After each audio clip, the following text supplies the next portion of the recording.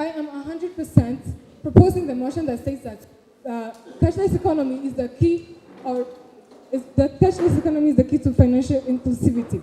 So ladies and gentlemen, first of all, what is financial inclusivity? So this is a word that comes from the financial inclusion, which means the process of ensuring access to appropriate financial products, and services needed by vulnerable groups at an affordable cost in a fair and transparent manners by mainstream institutions and institutional players. And cashless transactions and cashless economy. So this is a system whereby we will not be using paper money or coins. So these will be the cards, credit cards, debit cards, and Visas and MasterCards. So ladies and gentlemen, when we say the financial economy will improve the financial inclusivity, we mean, ladies and gentlemen, please, when we come to this, we will need some financial literacy. Because people are not going to use a cashless economy without knowing about the digital access, right? So if we need this, ladies and gentlemen, I would like to inform you that from the Quora and the OECD.org, we will be saying that 1% of the GDP, of the Africa's GDP, is used to make paper money and coins. Ladies and gentlemen, what if this 1% was invested in affording the financial literacy to people? This will allow people to be able to use their bank accounts, to be able to use and save in their bank accounts. Ladies and gentlemen, when I'm talking about this, I'm saying the financial literacy that will allow the poorer people, the people at the lower rate, the people who don't know how to use these banks, to use them. Ladies and gentlemen, what am I talking about again? I'm talking about the 41% of the Africans that are not using that do not have the financial access. Ladies and gentlemen, when I talk about it, this means that Africans, 41% of Africans do not have a financial access. Ladies and gentlemen, dear judges, this means that if we were able to train them by the 1% that we spend into notes that will be saved if we go cashless, then we will have people who know how to use. Let me first inform you, Honorable. So we will know how to use this financial access of ours. Ladies and gentlemen, what I'm talking about again is the cashless economy and the financial inclusion are two sides of the same coin. Why I say this, ladies and gentlemen? Once we are using the cashless economy, this means we will only have to include our own transactions into our banks. Our money will be taken from our banks by our card. That means our banks will have to know everything we do, which means we cannot do that unless we are financially included in the banks. And ladies and gentlemen, what do I call that? A financial inclusion aided by cashless economy. Ladies and gentlemen, I'm also talking about the literacy rate. I've already talked about that, so I believe that won't come to be a problem. I will also talk about these small vendors and people who are actually using the paper money and coins. Ladies and gentlemen, if you go cashless, they will have to use the cards and everything. So if we use these cards, ladies and gentlemen, as I've already said, since all transactions will be written, would you mind if I inform you first? This will allow us to have these people included in the banks so that we can take their money from the banks. Ladies and gentlemen, this is what we call the financial inclusivity. Ladies and gentlemen, when we come to why exactly we do want this financial inclusivity, ladies and gentlemen, once we have the financial inclusivity, do you believe it will boost entrepreneurship? Of course it will, through the loans, through the credits that will be given. And how about these insurances? They are also included in the financial institutions. In the financial institutions. So these insurances will be given. That means our Rwanda, our Africa, our world will be able to afford the insurances once we are financially included.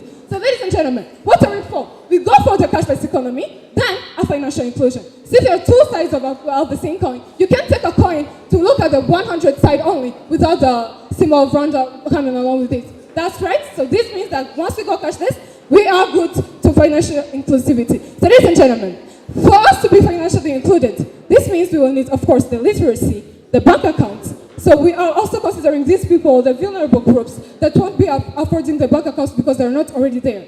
Which is why, ladies and gentlemen, coming back to the 1% that I've been talking about, the 1% of a GDP, don't get to hear it as a $100,000, okay? Don't take it like as if it's a few money. No, it's much, like since our country uses over billions of our GDP, then 1% of it would be enough for us to train the people. Since, ladies and gentlemen, I would like you to remember that in 2015, our literacy rate was 70.2%. That means, ladies and gentlemen, we have enough literate people, especially the youth, which will be also added to once we go training these people, which allows us to have these financial accounts and access into the rural areas for those people who don't. So ladies and gentlemen, you're all welcome to our site. Thank you.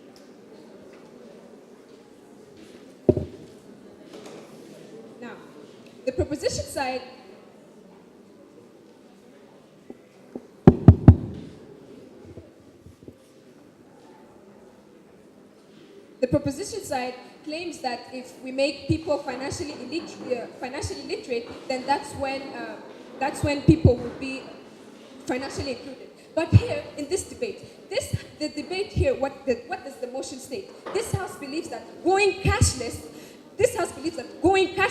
would lead to financial inclusivity. So what is the real problem the proposition side is trying to tackle here? They're trying to tackle the problem of financially illiteracy. So now the real question here is, if we decide to go cashless, if Rwanda decides to go cashless, is everyone going to be financially included? The second question is, what is the real problem the proposition side is trying to tackle here? Is it the problem of financially illiteracy, or is the problem that maybe many people are not financially included? What is the real problem they're trying to tackle here? Is going cashless the way to make people financially included, or is making people financially literate going to be the cause of financial inclusivity? So they need to separate these two things, because they're coming here showing us a solution that is actually different from the motion. The motion states that going cashless is the best way for financial inclusivity, not making people financially literate. What is the real problem the proposition side is advocating for here? Now, I would like to ask them, how much is 1% of Africa's GDP? Is it enough to make people financially literate? Just because she said it's enough, it doesn't mean that it's enough to our eyes. She needs to show us how exactly that 1% is enough to make everyone financially literate, so that they can actually go and be included in finance. Another thing I would like to talk about. The opposition side, what we are advocating for, what we want to show you is that putting any restrictions to our economy is the reason as to why we are actually going to be more financially excluded, because they never showed us why those people are financially excluded. They never showed us how going cashless is actually going to solve the problem that they even didn't mention. So, putting any restrictions to our economy, that means that they're putting restrictions on making everyone cashless. But then why are those people not cashless? Because there's a reason as to why they are not going into the cashless economy. There are microfinance institutions, there are banks, there are also ATMs, and there are also mobile money. So then why do those people choose the cash full economy and not the cashless economy? Which means that putting any restrictions without actually tackling the root cause will cause a problem, will make more people excluded, because that's a restriction. What we as the opposition side are advocating for, we're advocating for a free economy where everyone can use their means however they want to, not specifically cashless, because not everyone is able to actually go in that cashless economy, denied.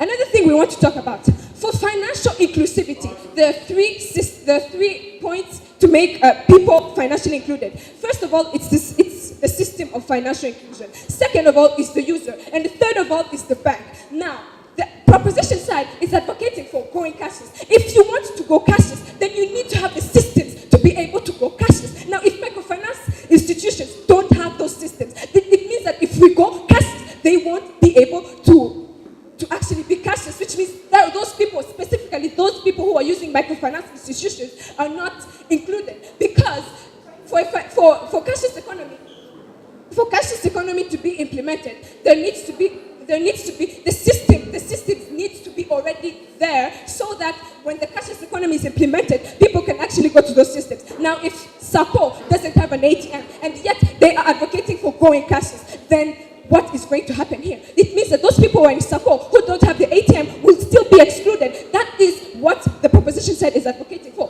putting restrictions on people. While in Rwanda, currently, how it's doing, it's okay, because anyone can go everywhere, anywhere they want, according to their means, according to what they have in their brains, according to what they decide. So they need to show us, as the opposition, as the proposition side, what is the root cause, what is the root problem, and if it's the root problem, is cashless economy actually going to solve that problem they're trying to advocate for? Because they came here and said that the problem is financial illiteracy, but it's financial illiteracy solved by cashless economy? We really do want to understand that as the opposition side. Your point, make it quick. I was just talking about when you say that how the financial literacy is the problem you're talking about. Did you quote me when I say that once we are cashless, every transaction will be reported to the bank? Do you call that a financial inclusion or not?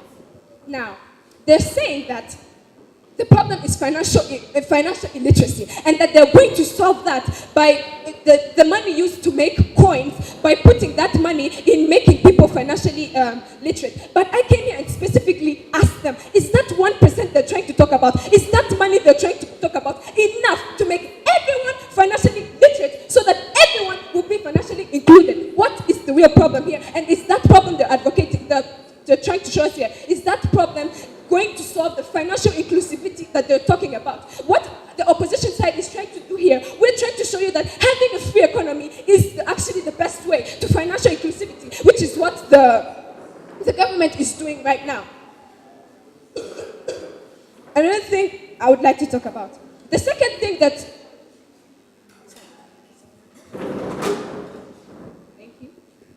Thank you, ladies and gentlemen. I'm the names of Shimi Maginfik, the second speaker from the affirmative side. Ladies and gentlemen, before you go in further, I would like to inform the first speaker from the opposition side, ladies and gentlemen. She's saying that is 1% of the GDP going to make people financially included? Cashless economy does not match with only 1% of the GDP, ladies and gentlemen. Ladies and gentlemen, according to the telegraph.com, Rwanda is the 16th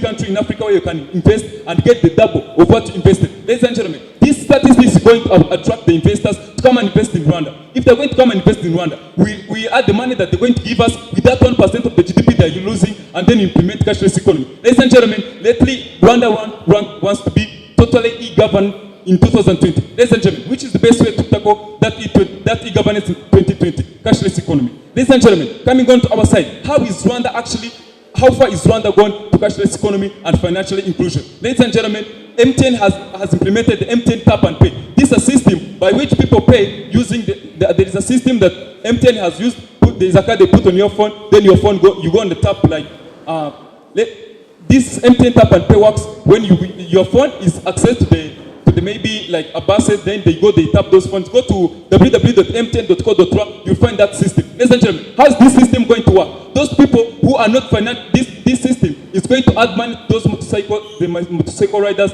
They put their money on banks. Ladies and gentlemen, let us consider a person who is like maybe in Dubai. This person in Dubai is going to buy goods. This person, if there is no cashless economy in Rwanda, it means that he's going to go with money. Imagine this person has gone with money, and that money is over. Yet that person wants to buy more goods. If I have cashless economy and has gone with a card, he's going to send money. He's going to get money from the bank in Rwanda and then pays money in Dubai without first coming to Rwanda. How is cashless economy going to make people in rural areas? How is it going to make them financially included? Ladies and gentlemen, you know MTN and Tigo are putting a way in which the people in rural areas are going to be banking with using their phones. These phones that are going to be used, ladies and gentlemen, if these people have got money on their phones, they are going to be financing with banks, which means that they are getting more and more financially included since they are using their phones. And these funds and this way of sending money from your phone to the bank is of course cashless. Ladies and gentlemen, coming to our side, also let's consider a person who is abroad, who is not in Rwanda, wants to register a country. If Rwanda has gone cashless, these banks are going to be cashless. RDB is also going to be cashless. What is going to take place if someone is abroad? It's going to be easy for him to pay so that he can register a company in Rwanda. But imagine if we're not cashless, that person will be required to come in Rwanda having money in his hands, which means that all outside people are not going to be financially included in banks of Rwanda. Ladies and gentlemen, coming also on the other thing, I have also showed you how, my first speaker showed you how 1% of the GDP is lost through the implementing of money and coins and spending this money. Yet this covers 1% of the GDP of Rwanda, which is almost 74 million Rwandan francs. 74 million Rwandan francs is a big amount of money that can be used in other aspects, like buying that can be used in other aspects. This system, this 74 million Rwandan francs can help us in maybe like engineering and in other sectors in Rwanda, which means that this cashless economy is going to stop that 1% of the GDP of Rwandan money which was lost. It is not the only thing we are relying on, as she said, but we are also relying on the statistics we gave you that investors are going to bring money so that we can implement cashless economy. Ladies and gentlemen, we have showed you how rural areas, rural people are going to be included in cashless economy and the banking system, which is financial inclusion. We have showed you through the using of their phone, the simple phone of 3,000 can be able to access with the bank. These people are going to be financially included, of course. I have showed you how people who are educated, people who are abroad who want to register their companies in Rwanda. A person who is in Dubai going to add more money if he has not gone with enough money. Judges, what is more than that? They have also talked about the microfinances are not included. Ladies and gentlemen, if we bring these people, they're going to put a system of which the microfinances are going to be also implementing with the rural people. Thank you so much, judges.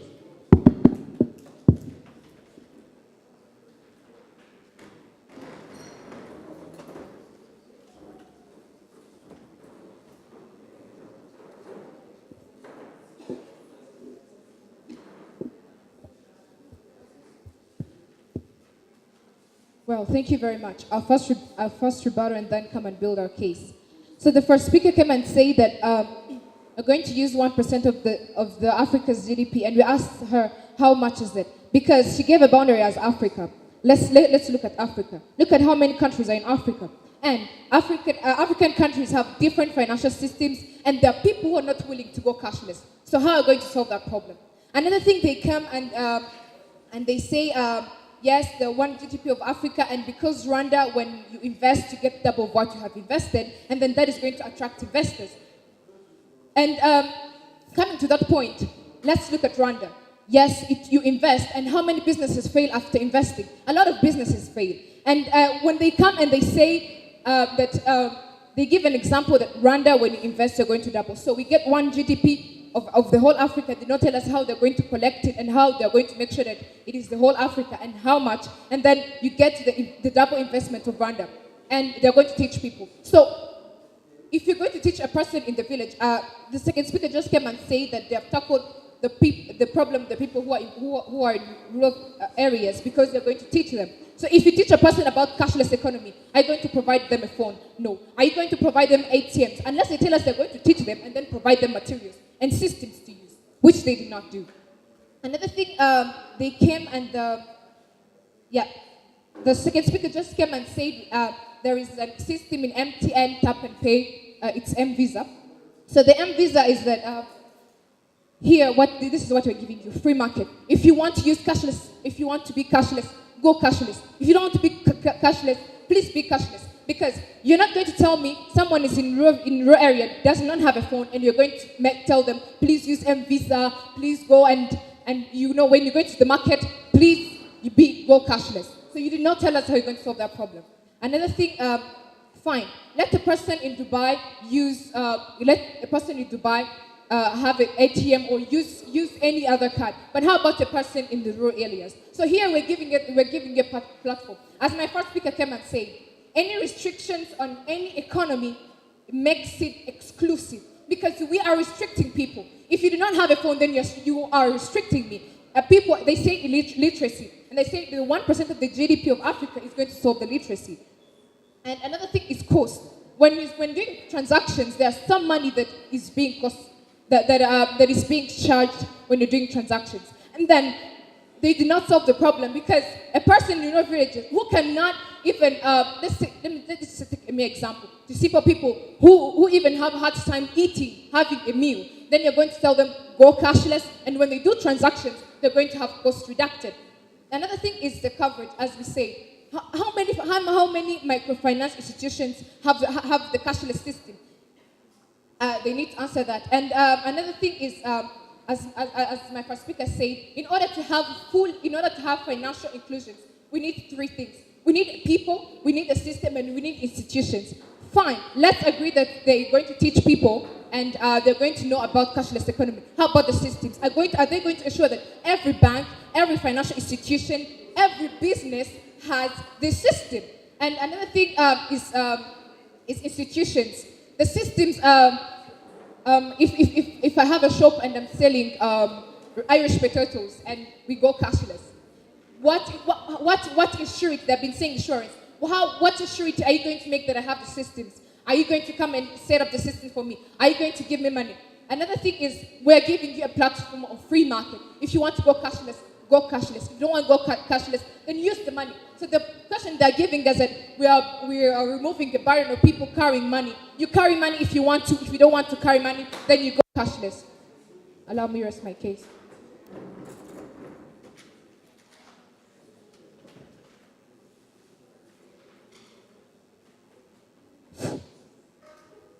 So thank you, ladies and gentlemen. I go by the names of Imanziane Kiwich, and I'm the third speaker from the opposition side. So ladies and gentlemen, here's the topic.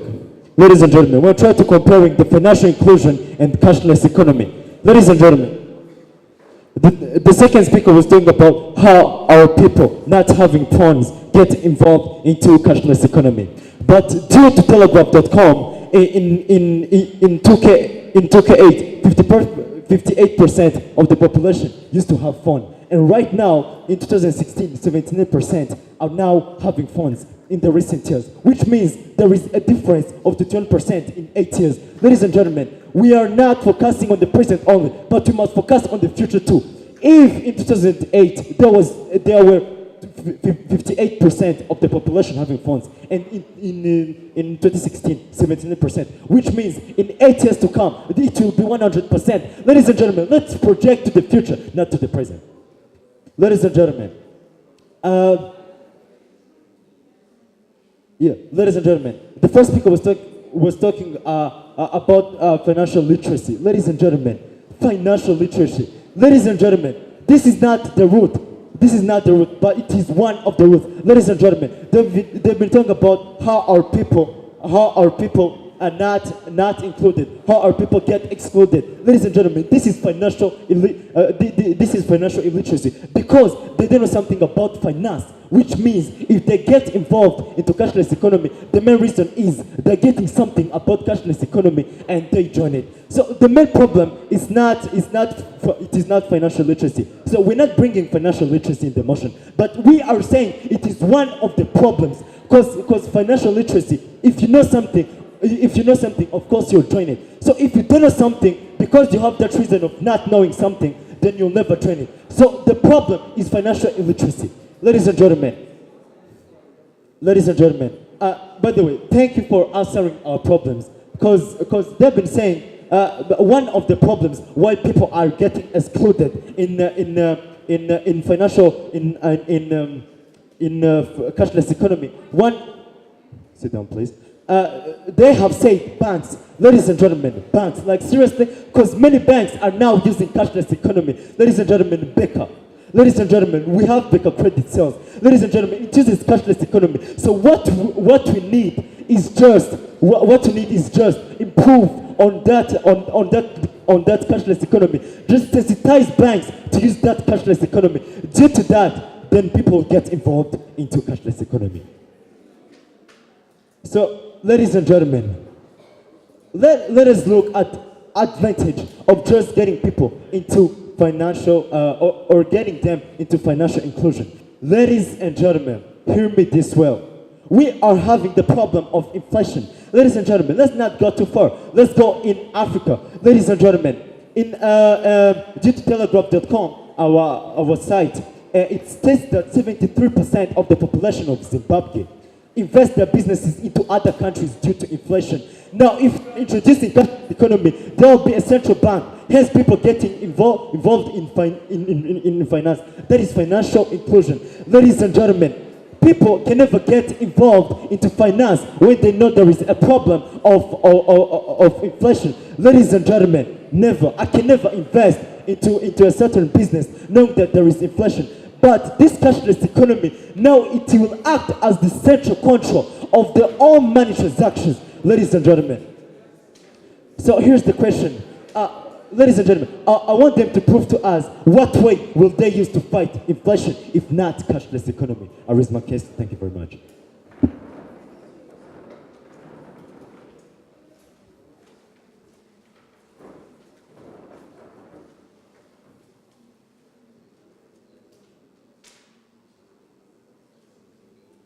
Thank you very much, dear judges. I go by the name of Nikita Isabella, third speaker from the opposition side. Now, I'd like to first make one thing clear. Making a road narrower has never allowed more people to pass through. Now, the debate today is saying, if Rwanda decides no more money is going to be used, are we going to have each and every one of these included in the financial system of Rwanda? The answer is no. First, they have not been able to prove to us how all of the Rwandese are financially literate, right? And then their assumption is that if we take 1% of Africa's GDP, 1% of Africa's GDP, it's going to ensure that every African, 56 countries we're talking, is going to be computer and financially literate. They're going to use 1% of Africa's GDP to pay for the money charges due to the cashless economy. And they're going to use 1% of Africa's GDP to ensure every financial institution in Africa has a cashless economy, whatever they need. Then they have not been able to tell us how much is 1% of Africa's GDP. They have not been able to show us in detail how this one, I deny, how exactly this is going to ensure all the necessities we need to ensure that with the introduction of a cashless economy, we are going to have everyone included in the financial institutions. And then again, they say 74 million Rwandan francs is going to ensure that 100% of Africa's population, I repeat, is going to be included in a financial institution. Now, logically speaking, 74 million cannot even feed all of the Africans that we have in the world right now. How is it going to ensure that all of them are able to take part in the cashless economy? Then I'll give it to you when I need it. And then what is happening in this case is that they're assuming that 74 million is going to ensure that every... Deny. I'm going to give it to you when I insist. Now, they're insisting that 74 million is going to make sure that every African is included in a cashless economy. But they forget that cashless economy comes along with restrictions. I do not earn 800 Rand francs a day and then you urge me to use a Visa card. I do not earn 1,000 Rand francs and then you make me use a credit card, dear judges. In fact, credit cards are one of the leading causes of deaths in the world right now. So their assumption is that whether you earn 1,000 Rand francs or 800 Rand francs, you're going to be able to take part in the cashless economy, given the charges that you impose. Denied. And then again, they need to prove to us how exactly, because the only hole in this cashless economy is the fact that not every African can afford being a part of a cashless economy, right? So the question today is, if they introduce a cashless economy, is everyone going to be able to take part in it? And then 1% of Africa's GDP printing money. How money that's being used to print money used to ensure that people are involved in a cashless economy? And then they forget, fine, the problem is that a person in Dubai is not going to be able to get money, all of the money that they need in Africa right now. But they can always withdraw more money. But what happens to Kamari, a person in the Eastern Province, who sells charcoal, being made to use a visa because we have decided to go cashless? And is it possible in the first place? They need to show us how, by taking 1% of Africa's GDP, every African's income is going to increase and it will enable them to have all the necessities it takes to become a part of the cashless economy. Then find that this 1% to ensure that everyone is financially literate. But what about the people who are not interested in using a cashless economy? Because it comes along with disadvantages, such as theft and other cybercrime. How are they going to ensure that it's safe enough to urge everyone to become a part of this cashless economy? With that all being said, I raise my case. Now, this debate was about how a cashless economy is the best way to financial inclusivity. That was the main point of this debate. But then I'm going to show you and give you clear facts showing you how the proposition side failed to show us how a cashless economy is the best way to financial inclusivity. First of all, they came here, let me try to talk about the problem they came here and stated about inflation. The thing about inflation, the problem here we're trying to tackle is not the problem of inflation, but we're trying to tackle the problem of financial exclusivity, which was the main point of this debate. The second thing,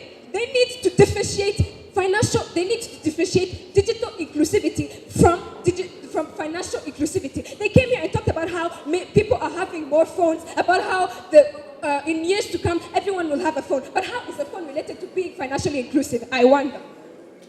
Another thing I would like to talk about. Now, for financial inclusivity, we clearly stated that there are 3 steps for financial inclusivity. The systems, which we showed you that the systems, we don't have the systems right now to be able to make everyone financially included. We talked about the users, and they came here and said that for the users, then they're going to be having phones. But we came here and specifically, as my third speaker said, she said that the problem for the users is that there's a reason as to why they're not going cashless right now, which is because the cashless economy is expensive, which is because that the coverage system is small, and not every microfinancial institution, not every financial institution has those systems for a cashless economy, which is the reason as to why not every user is going to be included when we decide to go cashless. Now, they came here and said that the source of money that they have is the investors. But did they really show us how many investors are willing to invest in a cashless economy? They never showed us how those investors are going to bring us money so that we can invest in a cashless economy. They never showed us how. They came here and said about the GDP of Africa, but they never showed us how that money is enough so that we can actually make people financially literate. And then they're trying here, they're coming here. Thank you.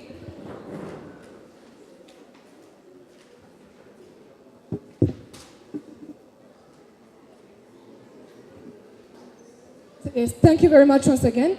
It's amazing to close this debate. So, ladies and gentlemen, what we've been talking about is a cashless economy improving the financial inclusivity, which I gave you the definition, saying it is whereby all the people, even those poor groups, will be included in the financial, will be having a financial access. So, ladies and gentlemen, first of all, let's come to the 1% that I was talking about. Ladies and gentlemen, I was saying 1% of African countries, not Africa. So, please, a good debater is a good listener. Ladies and gentlemen, we will go again to the fact that they said that how much is the 1% of African GDP, which was African countries. So I will tell you Rwandan GDP. It is by now 8.341 billion. So 1% of it will be 83,410,000 Rwandan francs. So ladies and gentlemen, this will be answering their question about this. So, and my second speaker asked them, how is the current situation measuring financial inclusivity, helping, if not with a cashless economy? So they're voting for us to go just free, which we already are, which we are not forcing people. So ladies and gentlemen, so this freedom they're talking about is already there. And me, as the first speaker, told you about the 41% of the Africans who are not financially included. So what is their current situation solving about the problem that we have of financial inclusivity? And ladies and gentlemen, did they show us why exactly they don't want this cashless economy? And yet, when I say that cashless economy and financial inclusion are 2 parts of the same coin, they did just show me how I was wrong, which makes me believe that I was right, and which I was. So ladies and gentlemen, we'll be also talking about when they say that the investors, what shows us that investors will be willing to invest in the cashless economy of Rwanda. But ladies and gentlemen, we also say that